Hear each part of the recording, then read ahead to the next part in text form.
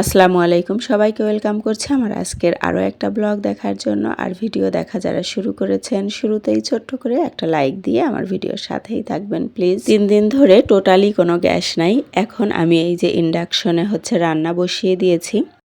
Rice কুকারে ছোলা বুট সিদ্ধ দিয়েছিলাম, কিন্তু তার মধ্যে আবার আলু দিতে ভুলে গিয়েছি, আলু সিদ্ধ।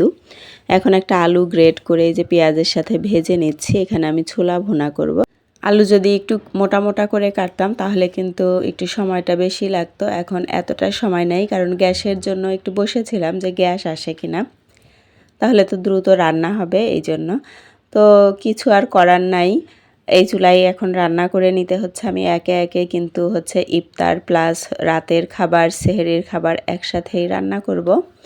আমার মেয়ে আবার এখানে একটা মশলা করেছে, তো সেই মশলাটা আমি এই ছোলা বুটের মধ্যেই দিয়ে দিচ্ছি। ও এখানে ম্যাজিক মশলা আর গরম মশলা মিশিয়েছে, এই জন্য দিয়ে দিলাম। আর ছোলার মধ্যে আমরা অ্যাজ ইউজুয়াল যেসব মশলা ইউজ করি, আমি কিন্তু এইগুলাই করছি। তো লাস্টে একটু জিরা গুঁড়া আর গরম মশলা গুঁড়া দিয়ে দিলাম। আর এখন এই যে নামানোর আগে জাস্ট একটু আটা দিয়ে নিচ্ছি, এতে করে ছোলাটা একটু গায়ে গায়ে লেগে থাকবে, এই জন্য। তো নেড়ে চেড়ে এখন কিন্তু নামিয়ে নিব। তো যেটা খাবো এটা বাটিতে বেড়ে নিচ্ছি। আর একটু বেশি করে ভুনা করেছি, বাকিটা বক্সে করে ওটা ফ্রিজে রাখবো পরের দিনের জন্য, যেহেতু গ্যাস থাকে না, এই জন্য একটু বেশি করে করেছি। আর বললাম না, রাতের খাবার সেহরির খাবার একসাথেই রান্না করব। তো এই যে লাউ রান্না করে নিচ্ছি। একে একে আর কি আমি সব কিছুই রান্না করব। অনেক দিন ধরে গ্যাসের সমস্যায় ভুগছি আমরা, তো ভাবছি যে রোজার মধ্যে হয়তো কিছুটা ঠিক হবে, কিন্তু না, রোজার মধ্যেও মানে টোটালি গ্যাস নাই 3 দিন ধরে, একেবারেই জ্বলছে না চুলা। মানে কি যে একটা অবস্থা। রোজার মধ্যে অন্তত বিকালবেলা 2 ঘন্টাও যদি থাকে তবুও একটু মানে হয় যে আমরা রান্না করে, অথবা ইফতার তো অন্তত রেডি করা যায়। তো আমি এখন এই যে ভোরের জন্য মানে সেহরি খাওয়ার সময়ের জন্য চিংড়ি ভুনা করব, আর এই রাতের জন্য একটু মাছ ভুনা করে নিব।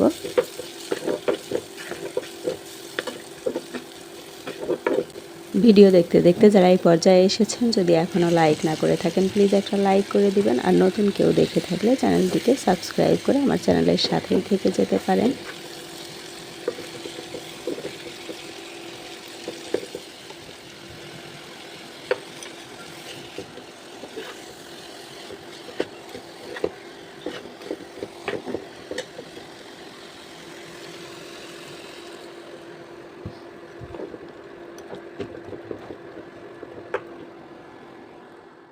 চিংড়ি ভুনাও কিন্তু অলমোস্ট হয়ে গিয়েছে, একটু ঝোলটা শুকিয়ে আসলেই নামিয়ে নিব। চিংড়িটাও একটু বেশি করে ভুনা করেছি যাতে 2-3 দিন হয়ে যায়।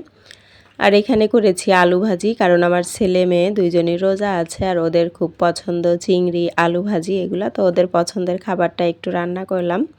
আর কিন্তু ইফতার রেডি করব, একে একে বেসন করে নিয়েছি, সব কিছুই করেছিলাম। তো যেহেতু অল্প সময়ে করতে হয়েছে, কোনো কিছুই কিন্তু আমি ভিডিও করিনি। এখানে এই যে কাবাব করেছি, আলুর চপ, তারপরে চিকেন ফিঙ্গার, আর বেগুনি করেছি। আর সালাদ কেটে নিয়েছি, সাথে বড়ই, পেয়ারা আছে, খেজুর আছে, পেঁয়াজু আছে, আর শরবত বানিয়ে নিয়েছি 2 প্রকার। এটা একটা ফুলের পাপড়ি দিয়ে বানানো, যেটা রেড কালারের শরবত, আর এটা তো ট্যাং। আর বাচ্চার জন্য স্যান্ডউইচ বানাবো, ওরা স্যান্ডউইচ খেতে পছন্দ করে। তো যেহেতু রোজা আছে, ওর বাবা ইফতারের টাইমে আসতে পারেনি যে কিছু নিয়ে আসবে, সেটাও সম্ভব হয়নি। ওর বাবা এসেছে, আমাদের ইফতার করা শেষ হয়ে গিয়েছে তারপরে। তো এই যে বাচ্চারা আগেই বসেছিল, আর আমি সব কিছুই রেডি করেছি, জাস্ট এটা মিক্সড করে রেডি করিনি, যে জাস্ট ইফতারের 7-8 মিনিট আগে এটা রেডি করে দিব। তো এখন কিন্তু অলমোস্ট ইফতারের সময় হয়ে যাচ্ছে, তো আমি এটা এখন রেডি করে নিব। একে একে সব কিছুই আগে দিয়ে নিয়েছিলাম, এখন জাস্ট এই যে মেয়োনিজটা দিয়ে নিব। তো এর মধ্যে কিন্তু আমি শসা, গাজর, একটু গোলমরিচ, লবণ, হালকা লবণ, চিনি দিয়েছিলাম। আর এখন মেয়োনিজ দিয়ে, একটু চিকেন ছিল, মেয়োনিজ দিয়ে এখন এই যে মিক্সড করে ব্রেডের উপর দিয়ে দিচ্ছি, তাহলেই কিন্তু রেডি হয়ে যাবে আমাদের ঝটপট স্যান্ডউইচ। ভীষণ মজা লাগে কিন্তু এরকম খেতে।